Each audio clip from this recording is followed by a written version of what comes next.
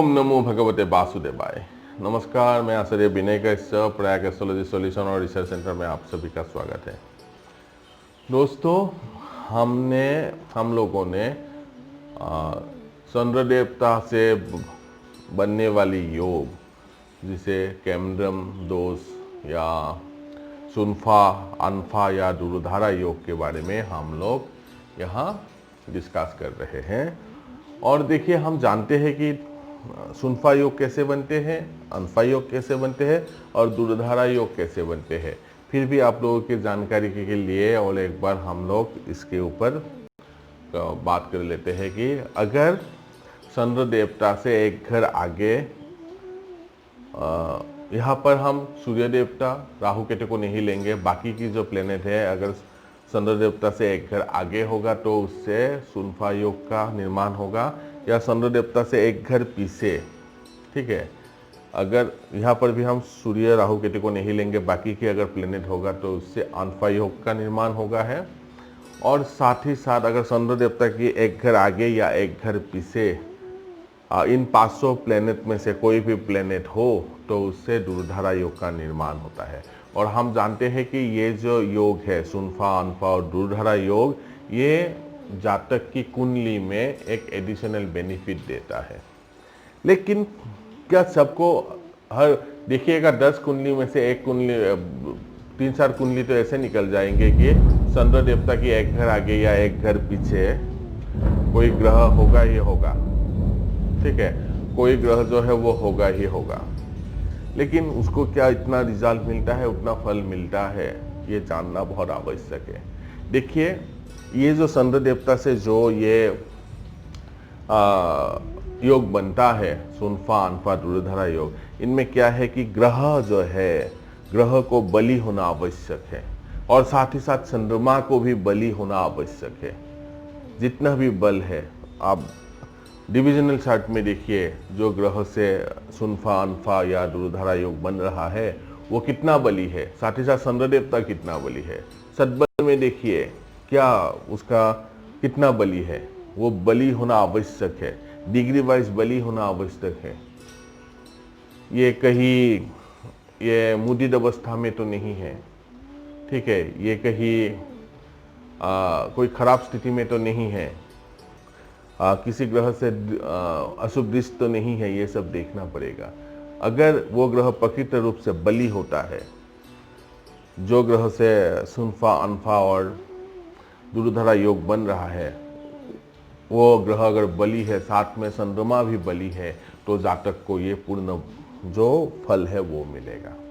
और साथ ही साथ क्या है कि अब हम यहाँ पर केंद्र को लेंगे, लग्न को देंगे, ठीक है।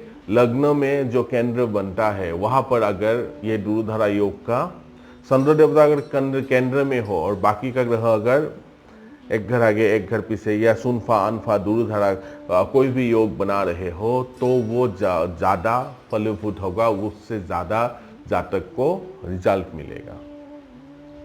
वो लग्न से, समझिएगा, लग्न से चंद्र देवता अगर केंद्र में होगा तो ये योग जो बनता है चंद्र से, वो ज़्यादा अच्छा रिजल्ट, ज़्यादा परिणाम देने में सक्षम होगा। उसका बाद अगर नेक्स्ट होता है क्या, अगर चंद्र देवता पनफर भाव में हो तब ये योग बनता है, सुनफा अनफा दुर्धारा ये सब योग बनता है, तो वो मध्यम बली होगा, तो उसमें जातक को मध्यम परिणाम मिलेगा। अगर चंद्र देवता अपक्लिम भाव में हो, अपक्लिम भाव क्या क्या होगा, लग्न से 3 नंबर भाव जो है उससे आप काउंट कीजिएगा, तो क्या होगा कि वो अपक्लिम होगा। केंद्र क्या है, 1 7 7 10 भाव में, लग्न से 1 7 7 10 भाव में चंद्रमा हो और तब ये योग बनता है। तो ये केंद्र में चंद्र हुआ तो अगर ये सुनफा अनफा दुर्धारा योग बनता है, सबसे ज़्यादा प्रॉफिट मिलेगा। फिर पनफर में आएगा, ठीक है, पनफर में क्या होगा, 2 5 8 नंबर और 11 नंबर भाव में अगर ये योग बनता है तो ये मध्यम बली होगा। और उसका बाद अपोक्लिम में क्या होगा कि 3 में, ठीक है, और 90 में, 90 भाव में, 3 नंबर भाव में फिर छठे भाव में और 12वीं भाव में, इसको अपक्लिम भाव कहते हैं। इसमें अगर ये दुर्धरा, सुनफा, अनफा ये योग बनता है तो इससे कम फल मिलता है। सबसे ज़्यादा फल मिलेगा लग्न में, अगर लग्न की केंद्र में अगर चंद्र देवता हो तो दुर्धरा हो, सुनफा हो, अनफा हो, इसका सबसे ज़्यादा लाभ मिलता है। तो ये है बात, इसे हमें समझना होगा कि ऐसा नहीं कि सुनफा योग बना, अनफा योग बना, दुर्धरा योग बना, ये बनते ही गए और आपको रिजल्ट में रिजल्ट देते ही गए, ऐसे नहीं होता है।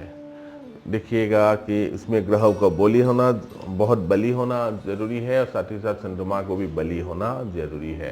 अगर चंद्र देवता बलि नहीं होगा, जो ग्रह से सुनफा, अनफा, दुर्धरा योग बन रहा है वो बलि नहीं होगा, वो अपोक्लिम भाव में होगा, तो जातक को जितना रिजल्ट मिलना चाहिए था उतना रिजल्ट नहीं मिलेगा। ठीक है, ये हमें जानकर ही फलादेश करना होगा। आशा है कि ये वीडियो आप लोगों को थोड़ी जानकारी देगा कि हम जब किसी भी चीज़ का एप्लीकेशन करें तो कैसे करें और उसका रिजल्ट और आउटपुट कैसे निकालें। अगर मेरा वीडियो आप लोगों को पसंद आते हो तो प्लीज़ इसे लाइक कीजिए, शेयर कीजिए और सब्सक्राइब करना मत भूलिए। धन्यवाद।